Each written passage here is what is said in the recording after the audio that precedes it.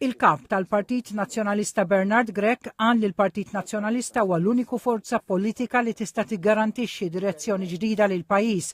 Intervistat minn Xavier Balzan fuq il-programm Extra fuq TVM, Dr. Grech qal li l-poplu qed jgħix żmien fejn hemm ħtieġa ta' bidla. Qal li kull membru fil-Partit Nazzjonalista jiġbed ħabel wieħed u permezz tal-għaqda juri kif se jkun gvern alternattiv. Qal li triq il-qudiem hija permezz ta' koalizzjoni fost oħrajn anke mal-imsieħba soċjali li Dr. Grech qalet jifhmu l-mudell ekonomiku li qed jaħdem fuq il-Partit Nazzjonalista u flimkien permezz ta' soluzzjonijiet maqbula bejn il-partijiet kollha joffru tama u direzzjoni għal pajjiż. Dr. Grech qal li l-Prim Ministru tilef ir-rieda politika li jieħu deċiżjonijiet u din qed taffettwa lil poplu. Qal li l-Ministri Clayton Bartolo u Clint Camilleri għandhom iroddu l-flus wara li kisru l-kodiċi tal-etika dwar l-ingaġġ ta' Amanda Muscat illum mart il-Ministru Bartolo bħala konsulenta.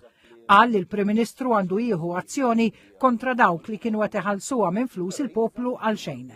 Qal li l-pajjiż ma jistax ikompli jiddependi fuq 30,000 ħaddiem li ġejjin minn barra l-Unjoni Ewropea kull sena.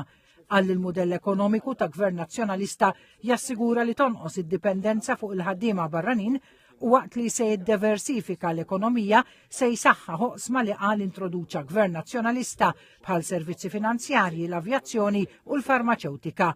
Tkellem dwar kif Gvern Nazzjonalista jnaqqas it-taxxa għal kulħadd, kumpaniji u mhumiex minn 35% għal 25% u anke biex dawk il-kumpaniji li jerġgħu ħallu parti mill-qlieħ tagħhom fil-kumpanija it-taxxa tinżel sa 15%.